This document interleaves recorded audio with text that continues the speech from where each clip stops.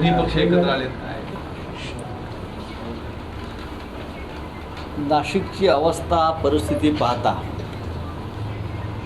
नाशिकमध्ये मोर्चावर मोर्चे निघाले पाहिजे. नाशिकमध्ये शिवसेनेने याआधीही मोर्चे काढले, आंदोलनं केली. MD ट्रकसारख्या विषयावर सगळ्यात मोठा मोर्चा नाशिकमध्ये महाराष्ट्रात आपण काढला, शिवसेनेनं काढला. नाशिकच्या प्रश्नावर शिवसेनेनं आंदोलनं केलेली आहेत. आणि आज नाशिकची अवस्था मी सकाळी सांगितलं, मुंबईत देशातलं एक महत्त्वाचं शहर, आध्यात्मिक, धार्मिक, राजकीय, तरीही नाशिक आज भयान उजाड झालेलं आहे.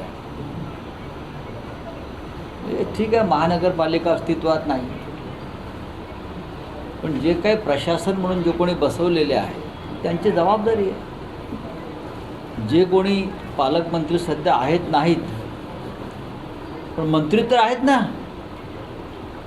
4-4, 5-5 मोठे मंत्री, वजनदार मंत्री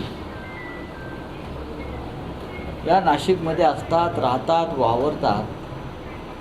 मग ते काय फक्त कमिशन गोळा करायला फिरतात काय?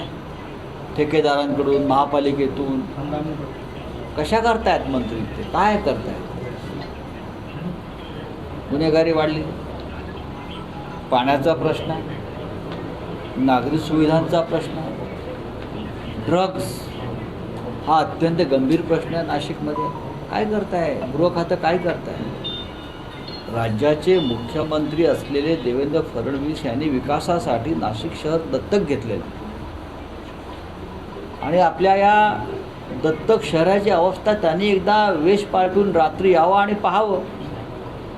आणि त्यांना सत्य खरोखर जाणून घ्यायचं असेल नाशिकचं, तर त्यांनी त्यांच्या लोकांबरोबर फिरू नये.